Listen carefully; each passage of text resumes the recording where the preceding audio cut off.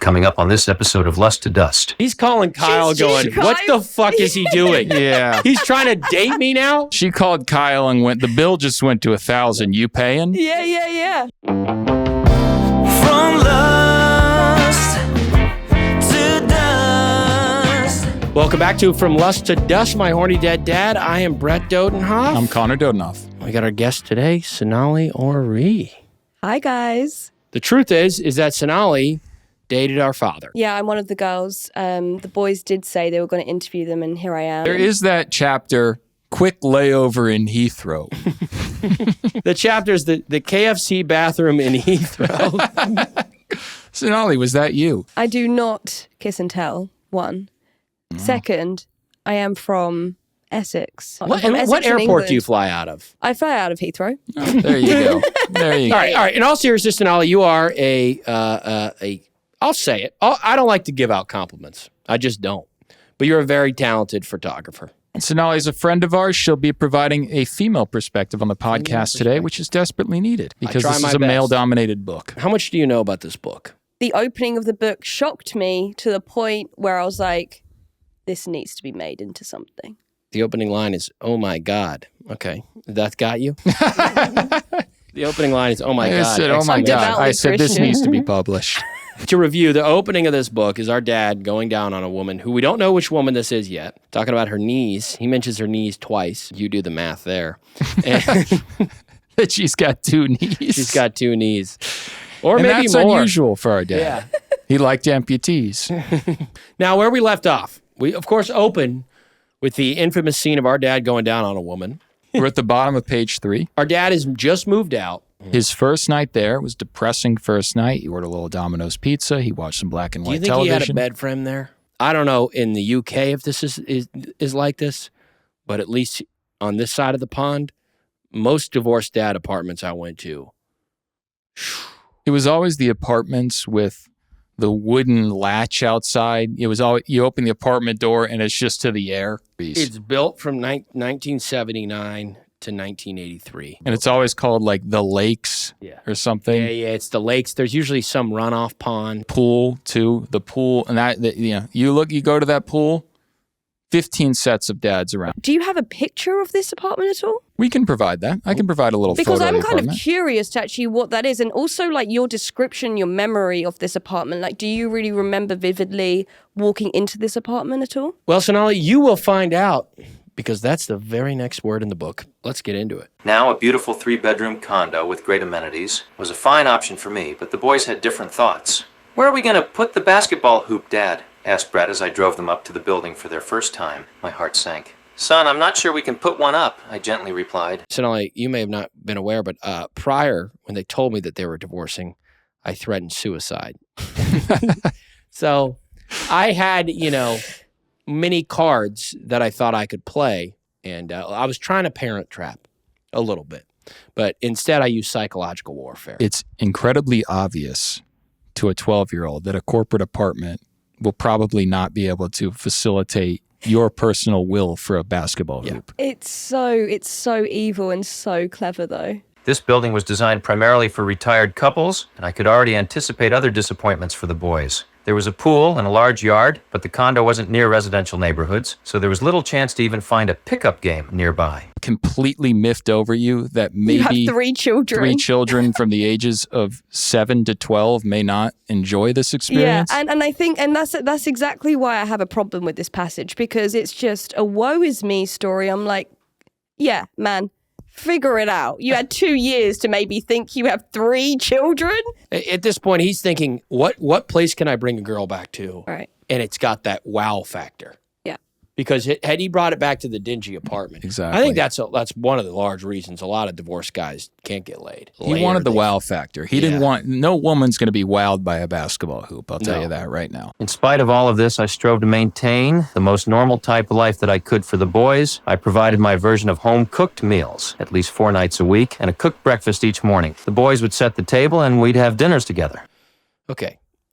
Let's talk about home-cooked meals. I mean, arguably, maybe one of the worst divorced dad chefs. I mean, when I tell you that the food he served up here would not even a prisoner of war camp would look at it and go, we can't do this. There were all stews as well. It was all crock pots. Yeah. So he would put it in a crock pot, and divorced dads never buy them a crock pot. So he made you stew It 4 was- times a week? It was stew that an 11th century peasant would feed to the pig and feel bad for the pig.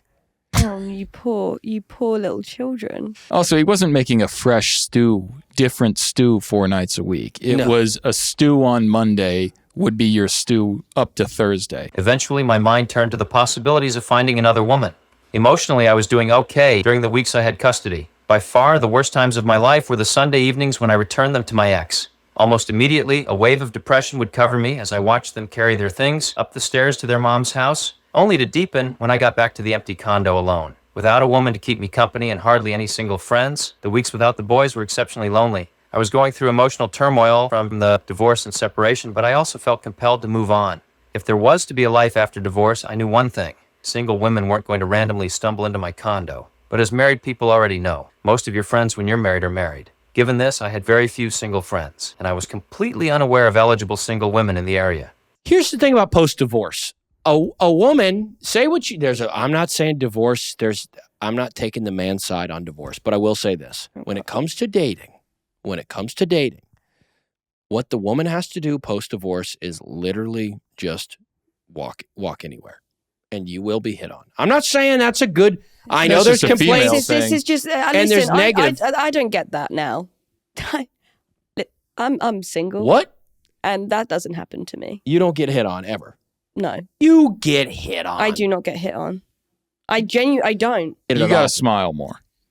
And I'm going to be crucified for saying that, but I do think approachability. Just smile. No, I mean, Just fucking smile. you're attractive. It's not a matter of that. It's clearly what you're putting out into the ether. Oh my goodness, guys. If you can't, as a woman, get hit on, I can't. your This energy, isn't actually. Then that's an is- energy thing. your energy- I do believe I that. think I have great. Okay, I think my energy is it's great. 1:30 a.m. You're at a bar. If you're not getting hit on at 1:30, Okay, can I think the problem is this is the problem. I'm hanging out with you guys at the bar. A guy isn't going to approach me with men. We're alphas. I Yeah, wouldn't we're approach alphas. me. I wouldn't approach me. I grew up on stew, motherfucker. yeah, you don't want to be with a guy who grew up on stew. Yeah, we got that stew Because you're in our not going blood. to get hit on. No guy fucks with a guy who grew up on stew. I grew up on stew. I'd see kids. We'd bring them over to our house. They'd be changed men by the time they left after a sleepover. Oh my God.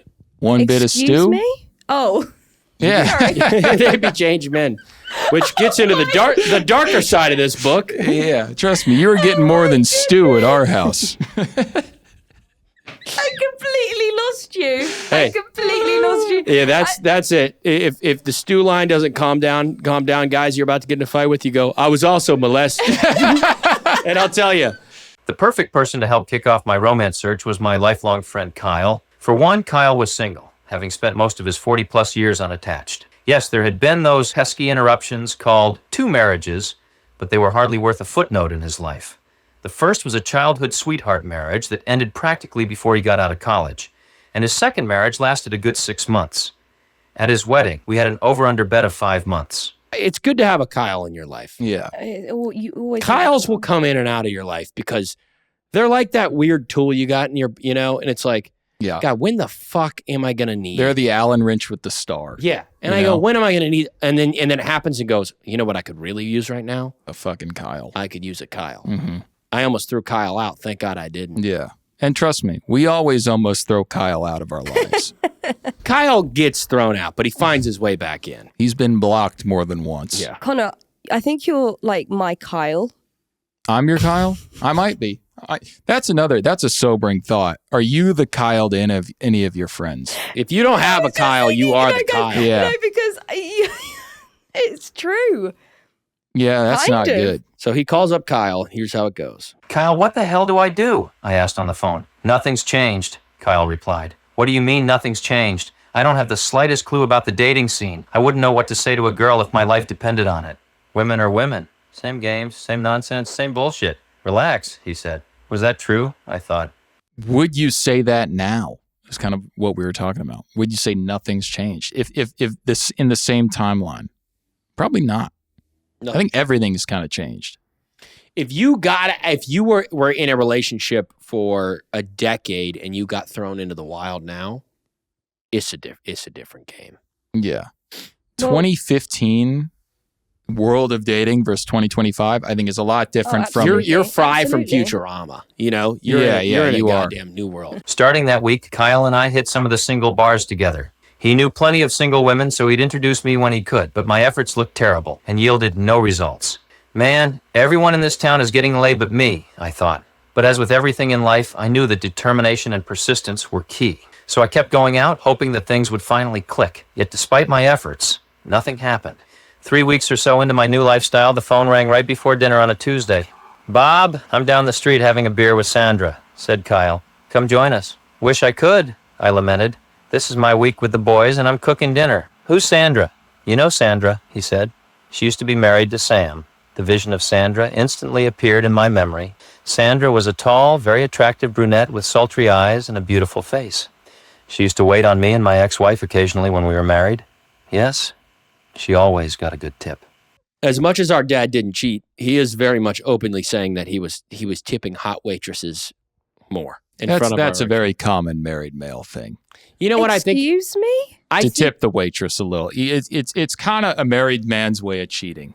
A little flirtation No, you with know the what it is? bartender. It's a little. Welcome It's to the facts of Connor. the female version is like laughing a little too much at the guy. You know, it's not a sign of a healthy marriage. No. In the modern age, I would say how to figure out if that marriage isn't going to last is seeing who they follow on Instagram. A lot of girls are following. Yeah, that ain't going to go. All right, back to the book. "Are you hitting that?" I asked, expecting to feel even sorrier for myself that someone else was having sex with a hot lady and not me. "No, but you two might get along. Can we come there?" he asked. "Jesus, here? Kyle, I have the boys."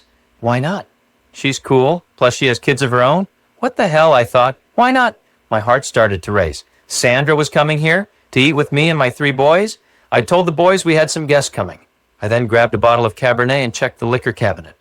As they walked in the door, I was instantly reminded about how sexy Sandra was. She was wearing tight slacks and a top that left no questions about her assets. Sandra had 2 boys of her own, so she immediately began relating with my boys. The dinner conversation focused largely about all of our kids, and soon enough I actually began to relax and enjoy the evening.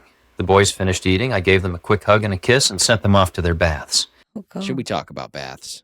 Yeah, we were a bath family. Okay, wait, how old are you here? We were bathing together Together? in a very European style. No. Don't bring the Europeans into this. Absolutely In a very not. UK, Absolutely. maybe. No, no, or no. the French or I Italian. think style. it's the Essex. They seem to. No, okay. So here's how it started. Our dad would run a bath. Okay, he would run a bath. He would do, he would lounge in the bath, and then when we were young, the What? 3 of us would get in then, and the 3 of us would bathe. We wouldn't bathe with our father. We're not freaks. Yeah, we would. Are you kidding me? We were in the bath all the time with him. Maybe we did bathe with our dad. I can't remember. Oh my We goodness. was were young. Clearly, we were freaks. At that point, we reached an age where it was not appropriate to bathe with our dad. So Right. we bathed together. Mm. And then around, probably ages, 9 to 14, what would happen is that my dad would bath, and the moment he got out, it was a race to see who would get in.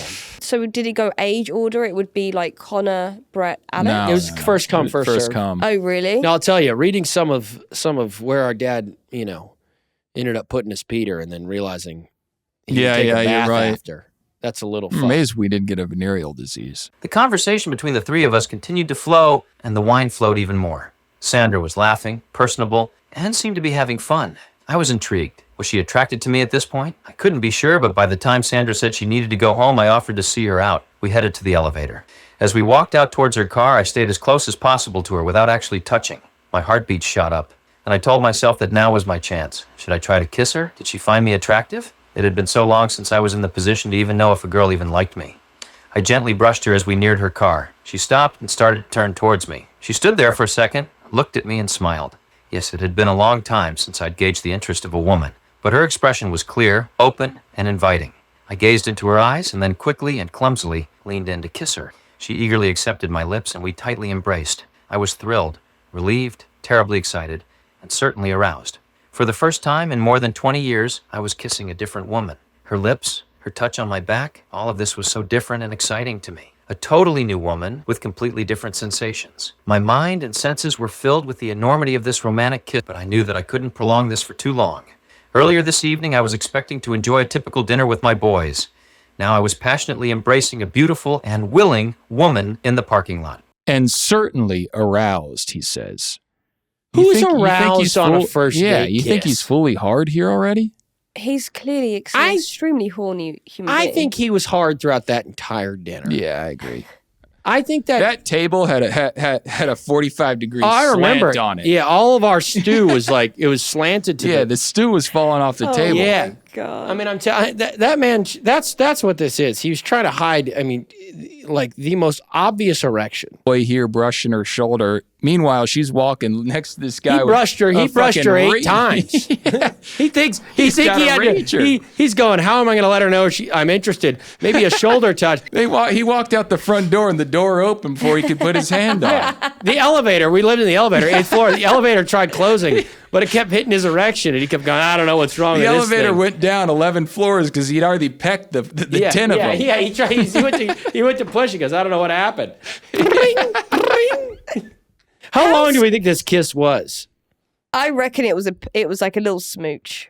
Yeah, but I I reckon imagine it's a time. smooch. I'm slows thinking down. there's a little spit swap, Can only get so close between the erection and hers. She closed her car door. It wouldn't close. See ya. We'll see ya. Yeah. Bing. Yeah. Bing. She tried rolling up the window as he kissed her goodbye. She's leaving in the car, big speed bump on the way out. Kyle comes. We traded numbers. As soon as I waved goodbye, I couldn't wait to get back and tell Kyle. It is nice that he gets to experience this with, like, It's Yeah. that There's nothing- joyful, it's that adolescence coming back to you. that wingman where your wingman gets to go, hey, they feel a part of it. Right. You know? Right. Is there a world where Kyle Shared said her? I'll pay you $100 if you go and kiss Bob? Probably. Probably. Probably. She's a You know? waitress here. She's recently divorced herself, Is it possible that he was being a good guy? and Honestly, said, she may have thought Bob was going to tip her yeah, after this. He was a Yeah. good tipper. that is nice of her and nice of Kyle. I bet this kiss cost $100. Yeah. This wasn't And free. you know what? Kyle probably was banging her. Kyle probably said, I'll give you $100, kiss Bob, make him feel good. And you know what? Kyle Yeah. probably left this moment and went and Right. had sex with. But yeah, he came up. I mean, he's squeezing one out pronto. I couldn't wait to tell Kyle. I mean, I couldn't wait to relieve myself. Yeah.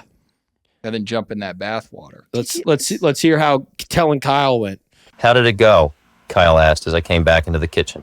My smile pretty much answered his question. Man, she is hot. And yes, we kissed, I said, with a huge amount of enthusiasm. Good for you, he congratulated. See, nothing has changed. I was scared to death, I countered. Things only get easier from here, he said. But unfortunately, things didn't get easier. I had a date with Sandra a week later and was anxiously looking forward to furthering our relationship. We met for dinner, but throughout the evening, the conversation seemed stiff and nowhere close to the warmth and laughs that we experienced at my house. I was definitely the main problem, as the idea of being on my first real date in over 20 years seemed, if nothing else, simply odd. She had been divorced for more than a year, and it was clear that we were in totally different emotional stages. Instead of being able to focus on her, my mind kept drifting to the fact that I probably looked like an inexperienced idiot. We left the restaurant and I kissed her before she entered her car. The kiss was almost an obligatory experience. Nothing like the romantic embrace of the previous week. Oh well, I thought as I left the parking lot towards home. I called her a few days later and tried to set up a date, but she came up with excuses for not being able to get together. I got the hint. Whatever magic there was or could be was gone. Well, this is just goes to show you were completely correct that the first time was an obviously paid for gag because You're right. she's not doing anything You're with him right. after. She's calling Kyle She's going, what the trying- fuck is he doing? Yeah. He's trying to date me now? She called Kyle and went, the bill just went to 1,000. You paying? yeah. You know what? She didn't call Kyle. She hung up the phone with Bob, leaned over to Kyle in bed and said, what the hell, Kyle? Kyle, you fucked me on this one. He's trying to date. Yeah. It's just so, yeah. First off, you're not experiencing the magic. That's understandable. Date 2. How many dates have I been on? Date 1 kind of felt like there was something. Date 2. And date 2 just, I don't know what happened. Because number 1, you got some drinks in you, whatever. The next time's a Tuesday. You got some bad sushi. You're walking out to the car. She's yawning, and you're going, it's over. Why'd I even bother? Yeah. And she's looking at you and thinking the same. Probably had cranked hogs He so many probably times had. to this kiss Yeah. that by the time he showed up, Built her up in his mind so much to this point. Yeah. And he had nothing left. He'd probably, it was envisioning a second marriage, maybe more children on the way, banging her in the condo when we weren't home. He'd been fantasizing all these things. He had played out all that, and then here Right. she is, ordering a Cobb Yeah. salad. And if you've masturbated 13 times in, my guess is 4 days. Right. And then you show up on that at date age 50. at age 50. I mean, you're shooting blanks at a certain point. Listen, I don't even think the date even went that bad. I think just Kyle just set him up for the first kiss, and I think all she is like, all right, I've done my deed, and We'll get I'm outta Kyle here. on. We'll get Kyle. We're going on. to get Kyle on the pod, and we're going to ask him. Guys, this is one girl I don't have a lot of reference to because she was intentionally kind of kept from us. Obviously, I don't. There wasn't much to remember because she was in and out. As we keep going, we know these women.